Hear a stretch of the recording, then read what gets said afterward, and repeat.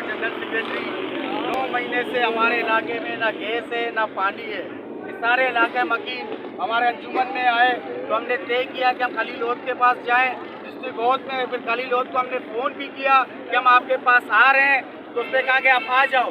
जब हम आए तो पहले तो हमें अंदर छोड़ नहीं रहे थे वो, तो उसके बाद उसके एक बंदे ने जो उसने गैंगवार का बंदा बिठाया हुआ है उसने 2 से 3 फायर किए। ये गोली आप देख लें, इस पूरे अवाम को उन्होंने फायर किया। ये अल्लाह का शुक्र है कि किसी को जानी नुकसान नहीं हुआ। अगर इसका जानी नुकसान होता तो उसका कौन जिम्मेदार होता?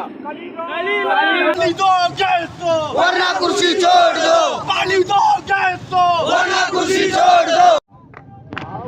डूब मारो, डूब मारो, डूब मारो, डूब मारो, डूब मारो, डूब मारो, डूब मारो, डूब मारो, डूब मारो। परस्ती वाला सियासत नहीं चलेगा, नहीं चलेगा। मालखोरी वाला सियासत नहीं चलेगा, नहीं चलेगा। शर्म करो, शर्म करो, डूब मारो, डूब मारो, शर्म करो, शर्म करो, डूब मारो, डूब मारो, शर्म करो, शर्म करो, डूब मारो, डूब मारो। पानी दो, देश दो, वरना कुर्सी छोड़